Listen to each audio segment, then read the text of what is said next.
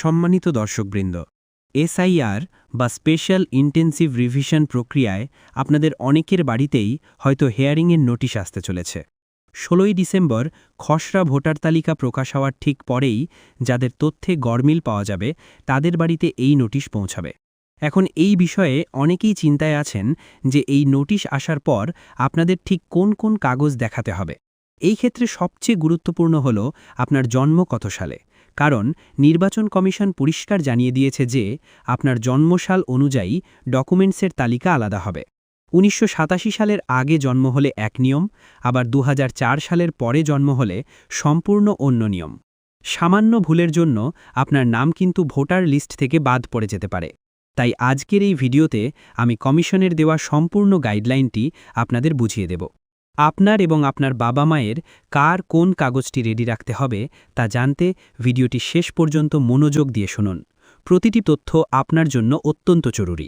তো প্রথমে আমরা জেনে নেব জন্ম তারিখ অনুযায়ী কাকে কোন ডকুমেন্ট জমা দিতে হবে। কমিশন এখানে ৩টি প্রধান ক্যাটাগরি বা ভাগ করেছে। খুব ভালো করে মিলিয়ে নিন আপনি কোন ভাগে পড়ছেন।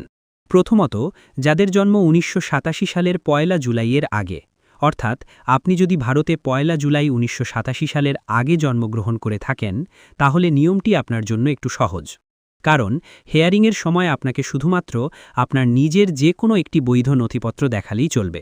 এক্ষেত্রে আপনার বাবা মা বা অন্য কোনো আত্মীয়ের কাগজ দেখানোর প্রয়োজন নেই, শুধুমাত্র আপনার নিজের প্রমাণপত্রই যথেষ্ট।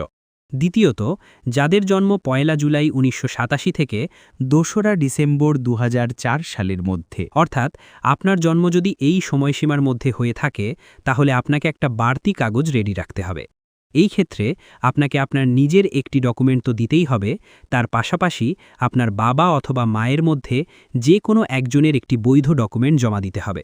অর্থাৎ মোট ২টি ডকুমেন্ট লাগছে, একটি আপনার নিজের এবং একটি আপনার অভিভাবকের। তৃতীয়ত, যাদের জন্ম ২রা ডিসেম্বর ২০০৪ সালের পরে, অর্থাৎ যারা একদম নতুন ভোটার, তাদের ক্ষেত্রে নিয়মটি সবচেয়ে কড়াকড়ি। আপনার জন্ম যদি ২০০৪ সালের ২রা ডিসেম্বর এর পরে হয়ে থাকে তাহলে আপনাকে ৩টি ডকুমেন্ট দেখাতে হবে। ১. আপনার নিজের একটি ডকুমেন্ট, ২. আপনার বাবার একটি ডকুমেন্ট এবং ৩. আপনার মায়ের একটি ডকুমেন্ট। অর্থাৎ এই ক্ষেত্রে আপনার নিজের, আপনার বাবার এবং আপনার মায়ের ৩ জনেরই কাগজ বাধ্যতামূলকভাবে দেখাতে হবে।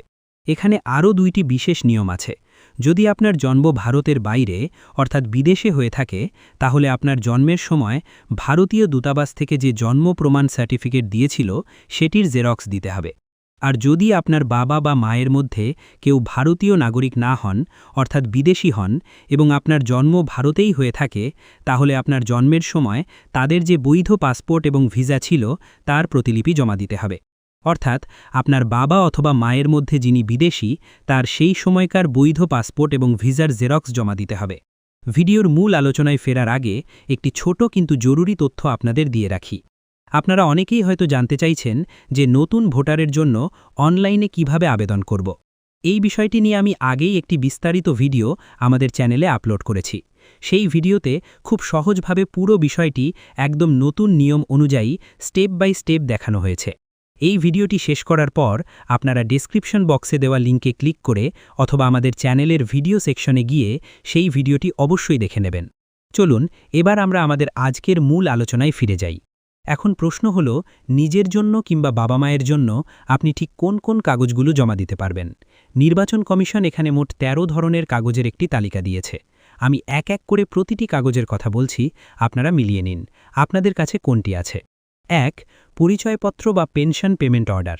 যদি আপনি বা আপনার বাবা মা কেন্দ্রীয় সরকার, রাজ্য সরকার বা কোনো রাষ্ট্রায়ত্ত সংস্থার কর্মী হয়ে থাকেন তবে সেখান থেকে পাওয়া পরিচয়পত্র বা পেনশনের কাগজ জমা দিতে পারেন। ২. পুরানো নথিপত্র। ১ জুলাই ১৯৮৭ আগের ব্যাংক, পোস্ট অফিস বা জীবন বীমা নিগমের কোনো কাগজ বা সার্টিফিকেট যদি আপনার কাছে থাকে যা ১৯৮৭ সালের আগের, তবে সেটি একটি খুব শক্তিশালী প্রমাণ হিসেবে কাজ করবে। ৩. জন্মের শংসাপত্র বা বার্থ সার্টিফিকেট। পৌরসভা বা উপযুক্ত কর্তৃপক্ষের দেওয়া বার্থ সার্টিফিকেট আপনি জমা দিতে পারেন। এখানে নতুন বা পুরানো সার্টিফিকেটের কোনো নির্দিষ্ট তারিখের কথা বলা হয়নি, তাই আপনার কাছে যা আছে সেটিই রেডি রাখুন। ৪. পাসপোর্ট। যদি আপনার বা আপনার বাবা মায়ের পাসপোর্ট থাকে তবে সেটিও একটি বৈধ ডকুমেন্ট হিসেবে গ্রাহ্য হবে। ৫. শিক্ষাগত যোগ্যতার প্রমাণ। এক্ষেত্রে কোনো স্বীকৃত বোর্ড বা স্কুল থেকে পাওয়া মাধ্যমিকের অ্যাডমিট কার্ড, মার্কশিট বা পাশের সার্টিফিকেট আপনি ব্যবহার করতে পারেন। 6. স্থায়ী বাসস্থানের শংসাপত্র।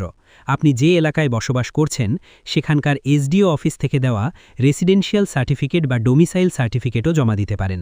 7. জমি বা বাড়ির দলিল। আপনার যদি নিজস্ব জমি বা বাড়ি থাকে এবং তার সরকারি পাট্টা বা দলিল থাকে তবে সেটিও প্রমাণ হিসেবে দেখানো যাবে। 8. Caste certificate. যদি আপনার এসসি, এসটি বা ওবিসি সার্টিফিকেট থাকে তবে সেটি আপনি ডকুমেন্ট হিসেবে ব্যবহার করতে পারবেন। 9. এনআরসি নথি। যাদের ক্ষেত্রে এটি প্রযোজ্য তারা এনআরসি বা জাতীয় রেজিস্টারের কাগজ দেখাতে পারেন। 10. পারিবারিক রেজিস্টার। রাজ্য বা স্থানীয় কর্তৃপক্ষ তৈরি ফ্যামিলি রেজিস্টার বা পারিবারিক তালিকার কপি থাকলেও চলবে। 11. সরকারি আবাসন। যদি আপনি সরকারি কোনো স্কিমে জমি বা বাড়ি পেয়ে থাকেন তার কাগজও জমা দেওয়া যাবে। 12. আধার কার্ড। এই পয়েন্টটি খুব ভালো করে শুনুন। আপনি আধার কার্ড জমা দিতে পারেন, কিন্তু কমিশন পরিষ্কার বলে দিয়েছে যে শুধুমাত্র আধার কার্ড দেখালে হবে না। আধার কার্ডের সাথে আমি ওপরে যে 11টি কাগজের কথা বললাম তার মধ্যে যে কোনো একটি কাগজ আপনাকে বাধ্যতামূলকভাবে দিতেই হবে। একা আধার কার্ড কোনো প্রমাণ হিসেবে গ্রাহ্য হবে না। 13. বিহারের ভোটার তালিকা। যেহেতু বিহারে আগে এসআইআর হয়েছে তাই সেখানকার তালিকায় যদি আপনার নাম, বিশেষ করে বিবাহিত মহিলাদের ক্ষেত্রে তাদের বাবা মায়ের নাম থাকে তাহলে সেই প্রমাণও আপনি দেখাতে পারেন।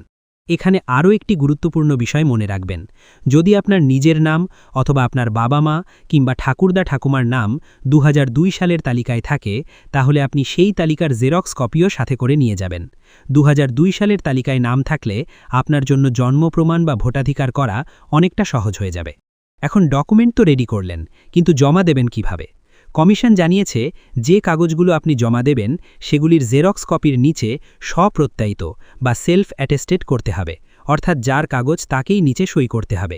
এখন প্রশ্ন হলো, যদি বাবা বা মা মারা গিয়ে থাকেন সেক্ষেত্রে তাদের তো সই করা সম্ভব নয়, তাই তাদের কাগজটি আপনি এমনিই জমা দেবেন, কিন্তু আপনার নিজের কাগজের নিচে অবশ্যই সই করবেন। আর একটা বিষয় মনে রাখবেন, শুনানির দিন আপনাকে কিন্তু এই সমস্ত কাগজের অরিজিনাল কপি সঙ্গে নিয়ে যেতে হবে। সেখানে ভিডিও রেকর্ডিং করা হতে পারে এবং অফিসাররা আপনার অরিজিনাল কাগজ যাচাই করবেন। যদি তারা সন্তুষ্ট হন তবে 2026 সালের ফেব্রুয়ারি মাসে যে ফাইনাল ভোটার লিস্ট বেরোবে সেখানে আপনার নাম থাকবে। আর যদি কোনো কারণে প্রমাণ দেখাতে না পারেন তাহলেও আতঙ্কিত হবেন না। যদি নাম কেটেও দেওয়া হয় তবুও আপনি পরে আবার ফর্ম 6 পূরণ করে নতুন করে নাম তোলার আবেদন করতে পারবেন। তাই আতঙ্কিত না হয়ে আপনার কাছে যে কাগজগুলো আছে সেগুলিকেই গুছিয়ে রাখুন। তো দর্শকবৃন্দ, আশা করি আপনারা বুঝতে পেরেছেন হিয়ারিংয়ের জন্য কিভাবে প্রস্তুতি নিতে হবে। 16ই ডিসেম্বর খসড়া তালিকা প্রকাশিত হবে। আপনি ঘরে বসে কিভাবে বুঝবেন যে আপনার নাম তালিকায় আছে কিনা বা আপনার নামে কোনো গরমিল আছে কিনা। 16 তারিখ তালিকা প্রকাশের সাথে সাথে অনলাইনে কিভাবে নিজের নাম চেক করবেন এবং হিয়ারিং লিস্টে আপনার নাম আছে কিনা তা বুঝবেন কিভাবে, এই বিষয়ে বিস্তারিত আলোচনা নিয়ে দেখা হচ্ছে খুব তাড়াতাড়ি পরবর্তী ভিডিওতে। ততক্ষণ সবাই ভালো থাকবেন, সাবধানে থাকবেন। ধন্যবাদ।